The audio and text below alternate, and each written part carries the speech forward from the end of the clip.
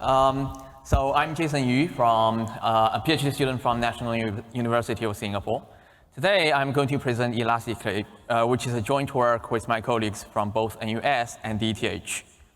First, let me start by talking about the memory isolation model found in Intel SGX, which does spatial isolation. Let's imagine that we have a security-sensitive application which runs alongside a large pile of other stuff, including both other applications as well as privileged software such as the firmware and OS kernel. However, we do not trust such other software because it can be buggy or it might be controlled by somebody we do not trust. Therefore, we use Intel SGX, which provides our application with a special physical memory region called an enclave. The enclave is protected by Intel SGX in a special way. Our application is allowed to access this enclave memory, but no other software on the system is, even including the privileged software. The remaining part of the physical memory, called public memory, can potentially be accessed by anybody on the system. Beyond Intel SGX, there are many more existing trusted execution environment designs that adopt a similar spatial isolation model. We're using Intel SGX here as an example. Although spatial isolation is simple and can be quite effective against many attacks, it does have its problems. In particular, it is quite limited in terms of data sharing expressiveness. Let's imagine this scenario where we have an application, let's call it Apache, wanting to share some data with another application, Python. They do not trust each other, however, because although they might be able to attest to each other's identity in the beginning, they're not sure whether the other party can be compromised during runtime. Therefore, they both have their separate enclaves. We soon find that it's not possible for them to pass the data through either Apache's enclave memory or Python's enclave memory due to the restrictions imposed by spatial isolation. Therefore, the only way for them to communicate is through the public memory, which, however, is also accessible to the untrusted software. This makes it necessary for them to resort to secure channel communication, which would involve 2 extra copies as well as a pair of encryption and decryption. Although this slide only shows the client-server data sharing pattern as an example, similar overhead is also found in many other data sharing patterns, such as producer-consumer and proxy. According to both our own benchmarking results and previous work, the overhead can be quite huge. So this chart shows that it can take spatial isolation 2 orders of magnitude more time to execute some sharing-intensive applications in comparison to native Linux execution. So as we have already seen, spatial isolation gives strong security guarantees, but it has a low data sharing expressiveness, and that limited expressiveness leads to prohibitive overhead in many application scenarios. On the opposite end, traditional data sharing mechanisms without protection against privileged software have a high data sharing expressiveness, but doesn't have strong security guarantees. In this work, we propose Elasticlave, which is a new memory isolation model for TEs that can achieve high data sharing expressiveness without compromising the security guarantees. Our evaluation results show that Elasticlave is able to achieve 1 to 2 orders of magnitude performance improvement over spatial isolation-based designs. In this work, we assume that the OS can be completely controlled by the attacker. We also assume that applications do not trust each other, because they're not able to know whether the other party is not compromised during runtime. Denial of service attacks are out of scope. The main idea behind Elasticlave is what we call temporal isolation. So unlike spatial isolation, where each memory region is either always private to one specific application or always public, temporal isolation allows different enclaves to access the same memory region at different times.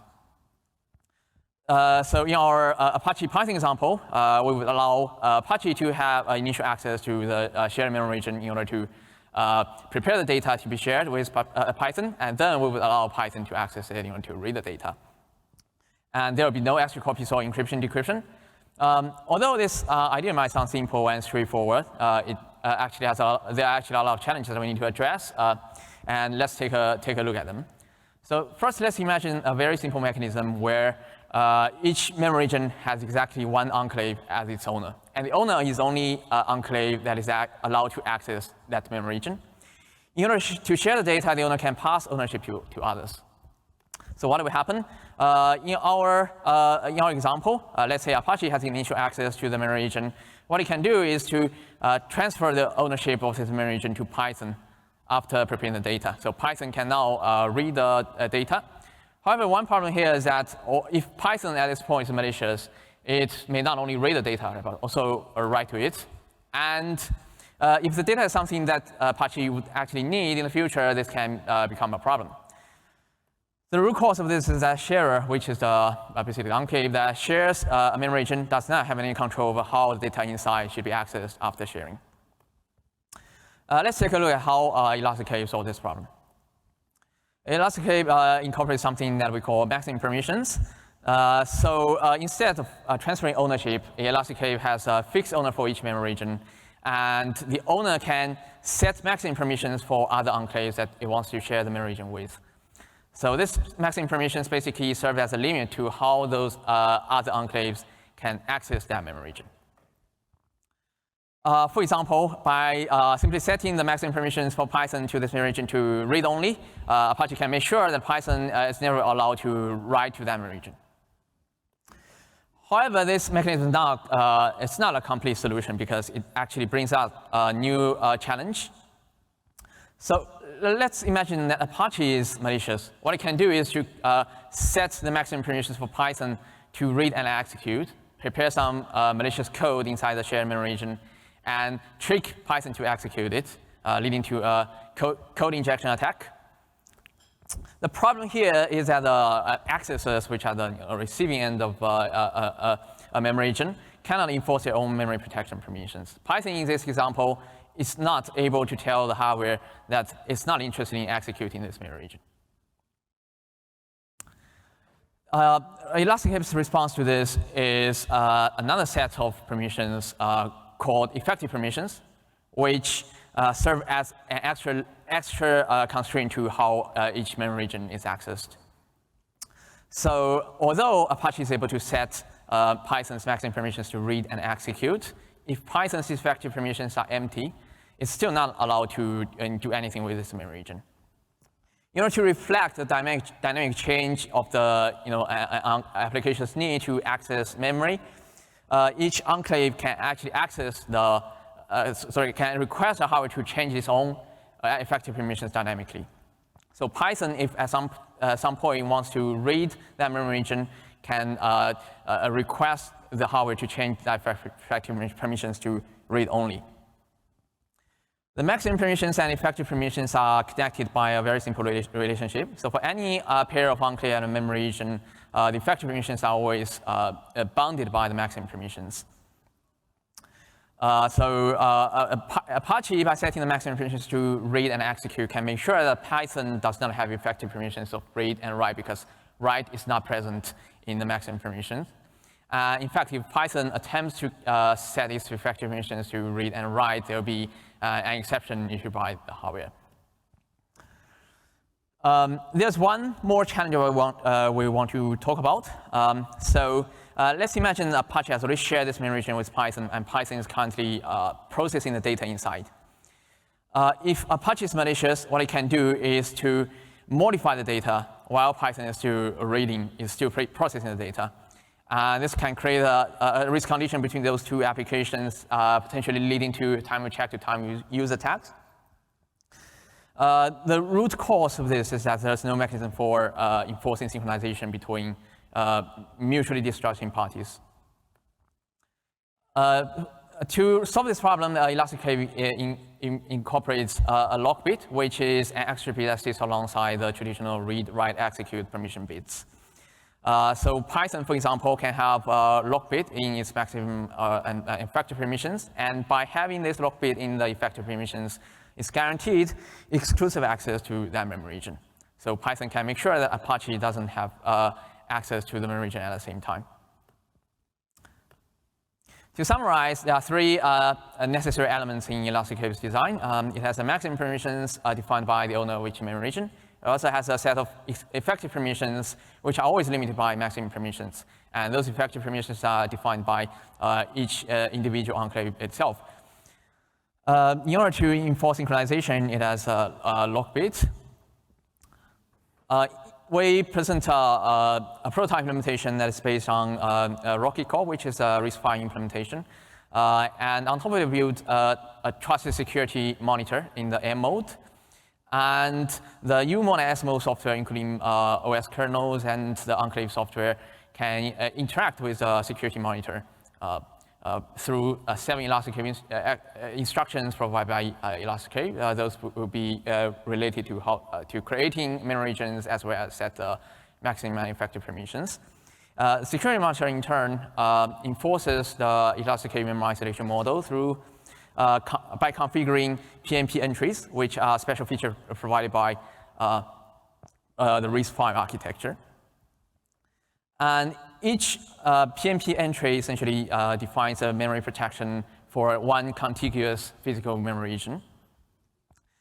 And exactly how security monitor configures the PMP entries depends on which software is currently running on the CPU core. Let's say that Python at this point is executing on the CPU core, and we know that the Python's effective permissions to this specific physical memory region is read only with a log bit. Then the security monitor will set up a PMP entry that specifies that this specific physical memory region is read only to software in S mode and U mode. We evaluate our prototype implementation with the goal of understanding the performance of it, and we include both handcrafted micro benchmarks as well as standard benchmarks for understanding different application scenarios. We use spatial isolation as the implementing keystone, which is a RISC-V-based TE implementation as the baseline. And in order to have a reference point for understanding the performance, we also compare with native Linux execution. Our benchmarks are run on a cycle-accurate FPGA accelerator simulator called FireSim.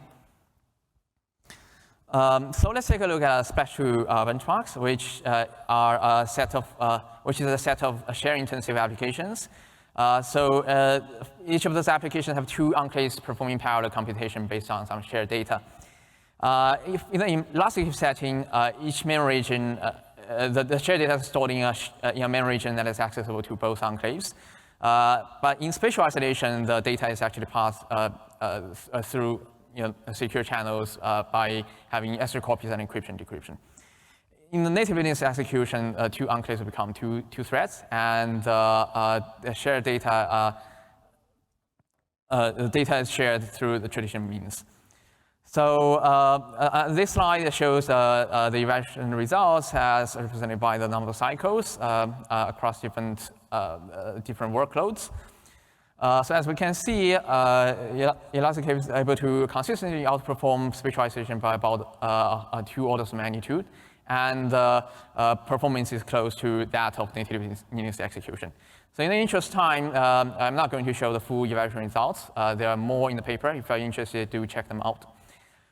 In conclusion, we have an Elasticlave design, which is a new memory isolation model that includes maximum permissions, effective permissions, as well as log bit. We present the prototype implementation based on RISC-V that enforces this model using PMP. In our evaluation, we show that it's able to achieve 1 to 2 orders of magnitude in performance improvement. Our prototype implementation is open source online. Please check it out if you're interested. Thanks for listening. I'm open to questions. Thank you.